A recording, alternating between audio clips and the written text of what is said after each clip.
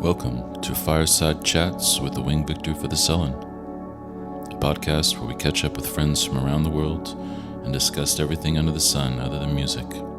I'm Adam Wiltsey. I'm Dustin O'Halloran. On this episode, we spoke to our friend Sharon Van Etten about her foray into stand-up comedy and a little bit about life during the pandemic. The truth is, our management said, well, it wouldn't be great if you have a podcast and you talk about your own record. And we immediately could hear the sound of screeching fingernails on a chalkboard. Oh, God, not again. We have to talk about ourselves. But what if we get, what if we get some people that we like to just come and talk about something that has nothing to do with music? And I guess that's where we're at. So Sharon Van Etten, welcome to the program. Well, it's so nice to hear your voices and to see you, Dustin. I miss you. I know. I'm really excited for your new record, although we're not supposed to talk about it. Yeah. We can talk about everything but the record. Anything but the record. Yeah. This is not an easy time to be, well, it's never an easy time to be a parent, is it? But, now more than ever, it's real. More power to you guys. I don't know how you do it. Well, Zeke can't divorce me because we were supposed to get married last spring, so we never got. I found a loophole, but keep them in limbo. Keep them in limbo. Yeah, exactly. Keep them guessing. Yeah. So this is our first time trying this out because of the pandemic. We have a record coming out next week, and there's going to be no tour and no release party. So we just came up with this crazy idea that maybe we would have a chat with some of our friends and thinking a lot about the things that we do outside of music, because I feel like this time in the world is sort of amplifying that as well. What are we pulling from? Where's the well? There was a really nice quote that I read recently, that the job of the artist is to know themselves, and art is the byproduct. And I thought that was a nice, a nice thing to think about. One thing that I was really interested to talk to you about is, I remember you were telling me about this bit of stand-up that you did. It was really funny because your music is one of the few music in the last years that just, it brought me to tears. I really feel it. And then I think how humor is such a counterpoint to also, the other emotions that we feel. And Adam and I spent a lot of time laughing on the tour. And I think that's a big part of it, And I was just curious, like what was that like for you? Well, I think people are often surprised when they meet me and they all know my music first, and I feel like I'm funny. I like jokes. I like dark humor. I like improv. I like stand up. I'll quote inappropriate comedians and stuff. And Seinfeld is like my go-to when I just need to feel comforted. So I think that's surprising to people when they meet me, but there is that side of me. And when we came out here to LA a few years ago, to explore living here and trying to work here for a minute, and you helped us discover the East Side, which has been life-changing for us. And while we were here, we hired a sitter to help us with our son, so we could work and live and figure out, what is this new life? What would it be like? And she's a comedian and like improviser, improv person. But her name is Bridget Ryan, and she was like one of the first girlfriends I met out here who helped me be able to get back to a work schedule with like a 1-year-old, and just feeling comfortable in my own skin to be able to get back to work. And she invited me to perform at this like some kind of variety show happening at a place called the Virgil Normal, and asked if I would want to play. But I was in this rut in my music where I was boring myself playing these songs that I was stuck on, and that's when I was trying to make the record. And I said, I think I texted her stoned at like 1 a.m. and I said, can I do stand up instead? And she wrote, and she just wrote me back immediately because she's a night owl like me. And she was like, hell yeah, okay. And then Zeke's like, what did you just text her? I'm like, I'm going to do stand up at this thing because I don't feel like playing my stupid songs. I know that feeling. And, I'm like, I don't want to hear myself go through this right now. When you're like, the songs were getting nowhere. I didn't want to, I just wanted to challenge myself to use a different part of my brain and talk about my life, and it's still being personal and, a chapter of the life that I'm going through, which is always how I write. But the absurdity of being a mom and trying to be cool and not ever being so. And yeah, it was a challenge, and I think I just nervously read from this, like, I think I printed out 10 pages, like, double spaced, like an essay, highlighted certain things, and just read it like a story. Did you feel, did you kind of get into the zone when you were up there, or did you find you were more nervous than playing music? I was definitely more nervous. Yeah, how do you hide behind that? Your voice has become such a big part of who you are on the stage that, well, it's still your voice, but there must have been some stage fright, no? Yeah, I mean, the comforting thing was that, like, half of the people were my friends, and it was small outside. Like, in some ways it makes it more nerve-wracking, right? Because you see every single face of, like, the 15 people that are there. Yeah. But I was really, really nervous, but, cliche Sharon, I had a glass of wine in one hand and the words in my other hand, and when I was nervous I would keep my eyes down, and when I felt like a little confident I would look up, and it would be back and forth and back and forth, and having no comedic timing, having not nailed the delivery at all, but you get a rush from trying. Well, I guess, whenever you try something else, you always find a respect for the people who are really good. Yeah, I mean, it's like we've worked our whole lives to be musicians. Like, we've worked up until this day to be musicians. So I'm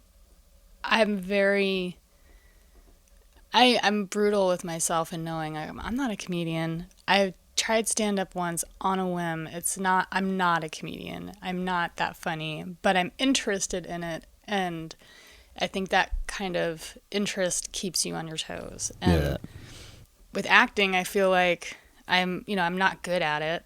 I think it's like learning how to be yourself in someone else's skin and completely trying to be in their body and like what they're experiencing, but through your filter. And I don't know how to do that. I'm still learning how to be myself. So the TV show you're on, I apologize, I haven't seen it, but the character you were playing, you weren't playing yourself, right? Well, I wasn't playing myself, but they were looking for a singer who left home to pursue music, and then something terrible happened to her that changed her life. And I feel like there's parallels in my life that I drew upon that were interesting to me, and that's why I took the role, because I could pinpoint a few things that felt like my life. But yeah, like, I'm kidnapped by a scientist who's doing experiments on us, people that have had near-death experiences. It's on my list to watch, but I just haven't gotten there yet. No, it's a dark place. If you're more in the comedy zone, then I wouldn't watch it. Would you do either of them again? Is it something that sparked your interest? I mean, the acting sparked my interest, but I think in the writing realm, or in a role that I feel like is more realistic and grounded, whether it be slightly funny or dark or maybe a drama, but I always need a little. I feel like a little more reality. Yeah, but I always think it's probably nice to just, I think as musicians we're always looking inward and we're trying to find truth to ourselves, and that could be painful and difficult, and you can get tired of it. It's probably nice to also just step outside of that and be somebody else for a little bit. Totally. And to hear other people's processes and what works for them, and being around other people that are really good at it is really inspiring. I got to do an improv class when I was here a couple years ago, and did like UCB, just like one of those 3-hour sessions, and being around people, like, it's contagious. It's like you want to like outdo everybody else, and like, you know, when your name is called to like riff or whatever. But I think it helps surrounding yourself with people that are better than you. But I'd be curious to know if you think this could play an effect on, okay, in the future when you're, you know, the moments in between songs. Because when I saw you in Barcelona, you didn't really talk that much. Do you think that's possible that you could develop a new persona, your stage persona, that will just really just go out on tangents, just talking to the audience?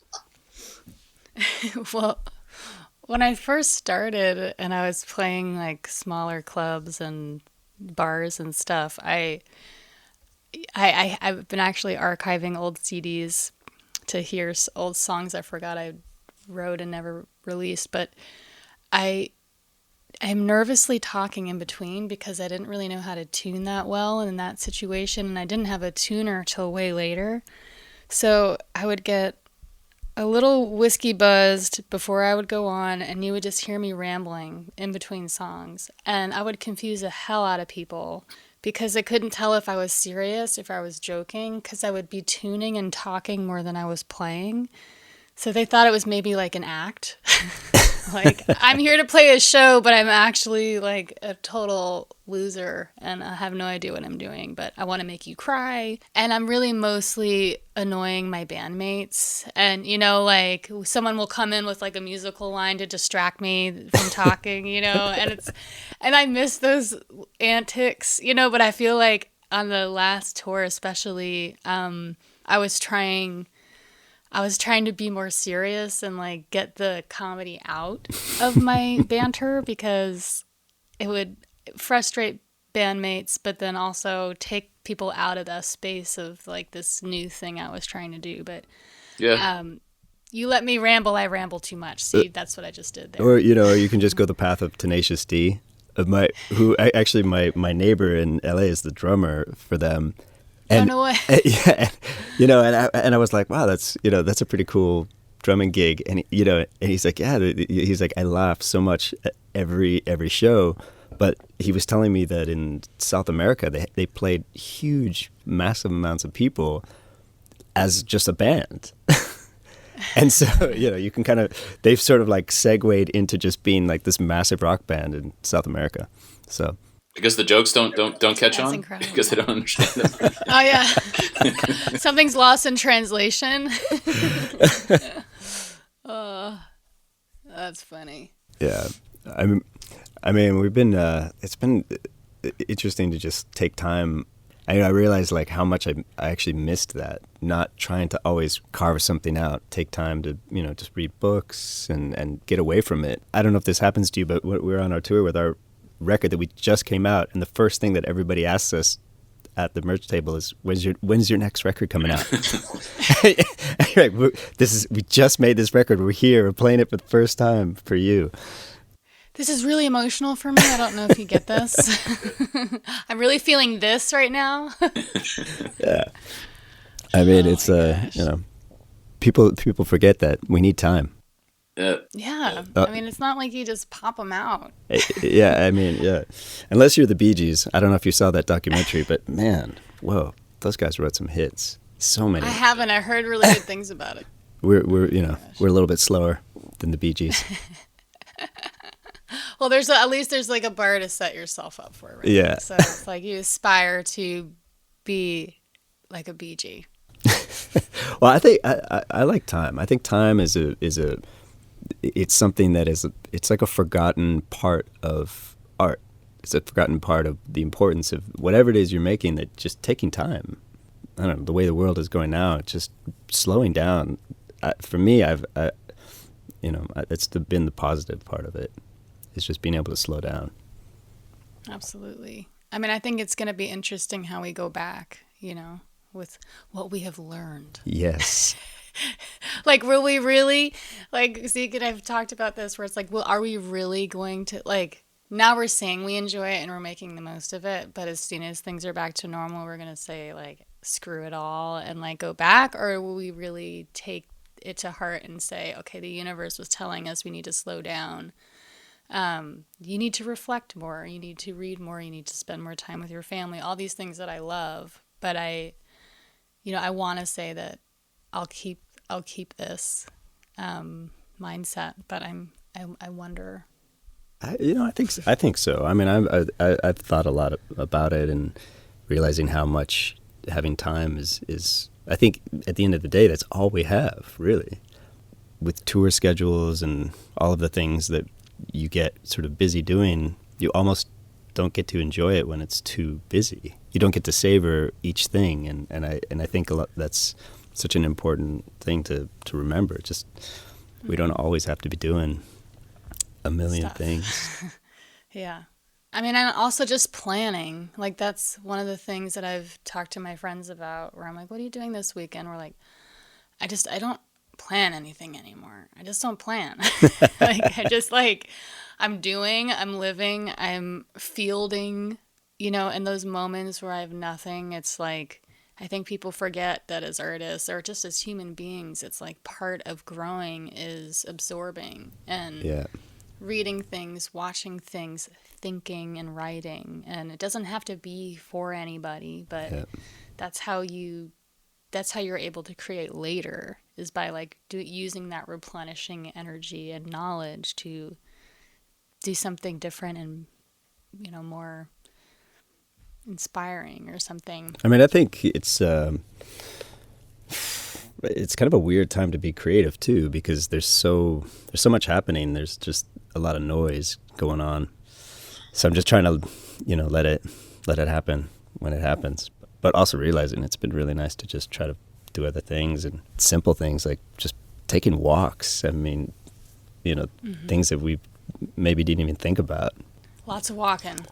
I've met so many neighbors for moving here, officially last September of 19. And from walking around in the neighborhood, I feel like I've met so many neighbors in a way that actually made me feel much safer, because it's, you're meeting their kids, you're seeing their dog, like they're watching my kid improve on his skateboarding in the street, and like when we do something in the yard, they notice, and like those little things where I'm like, okay, I'm even through all this, I'm feeling more of a sense of community in that way, which has been nice, because I was afraid moving from New York would make me feel like I was on an island out here, but I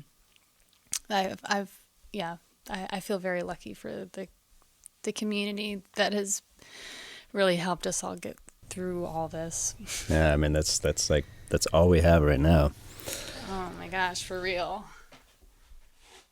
There's one other side question about what you were doing with the stand up that I wanted to ask.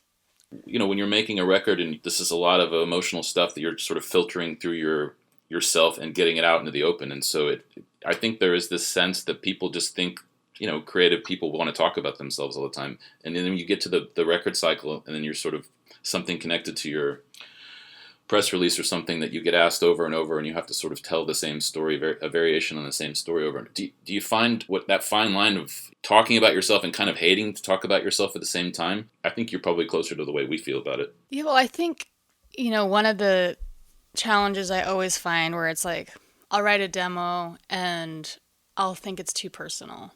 And so when I'm in the editing stages for lyrics, I'm like, how do I phrase this where it feels more like a universal idea and not just something that I'm going through?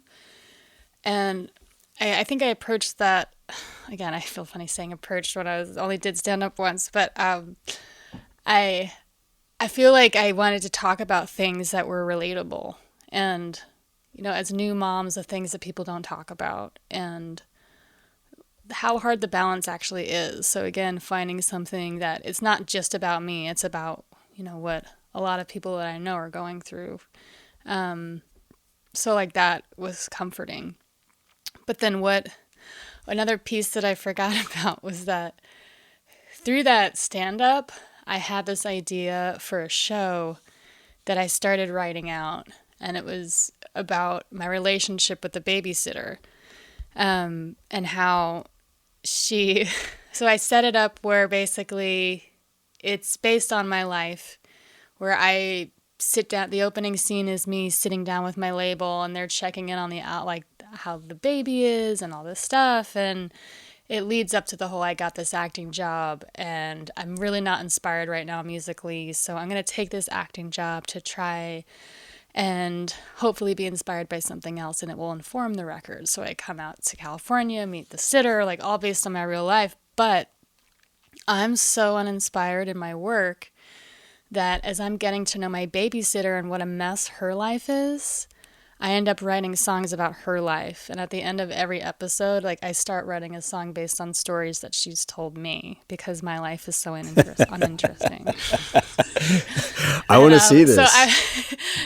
So it's something like that's a work in progress. And I actually just befriended a mother at my kid's daycare who's a writer, and I sent her my pitch. And I was like, please just take a red pen to this, because it's just something I've had floating in my head for a couple of years, but I still think it's relevant and funny, and takes it into like a fictional space, but it's still based on my life, which is, you know what they say, right, what you know. But like I do think that learning the balance and feeling inspired and trying something new is something that is relatable to everybody. Absolutely. So who would play your character? Quotations. I don't know. I mean, I do. What would be your dream? Your dream actor. Or more important, who would play the babysitter? When we were on our first tour, Claire Sarcella said that me and Adam reminded her of the Odd Couple. So we've sort of always, those have been our, that's our dream actors. Dustin Shack Lemon, I'm Walter Matthau. Yep. Sort of. That's good. Well, thank you for taking time. We all got our hands full, even without the traveling and the tour schedule, and do this little experiment with us. Thank you, Sharon. Well, I love you guys. I miss you. It's nice to hear your voices and catch up a little bit, and I'm excited to hear new music and hopefully see you on the other side. I'm cheersing you from afar. This is water. This is coffee. Are you? Have you been working on music? Have you been able to find the mental space? Yeah, I have like, it's tricky because I'm like, I don't want to make like a COVID record that I look back on and I'm like, that's my COVID record. But I've written 20-something songs, and now I'm making sense of what universes I want them to live in. So I'm in the OCD category, folders and references and playlists, and figuring that world out. So that's fun and frustrating, and I'm actually about to go. My birthday's this week. I'm turning 40, so I have this whole other mindset up here. But I'm going away to Joshua Tree for 2 days to kind of reflect and think without interruption, to figure out what the hell I'm doing, guys. It's the best years. Yeah. I have not many regrets, and I feel like in a very good place in my life, in my family, in my work, and I just hope that the world has positive, well, I don't even like saying that word anymore, better turns moving forward with these enhancements. It's hard to not say positive. I just want things to get better. But yes. Thanks again for being there, Sharon. You can experience Sharon on the Netflix series The OA, streaming now. And if you're one of the few people left on Earth that have not heard Sharon's addictive melodies, you can find her anytime at SharonVanEtten.com.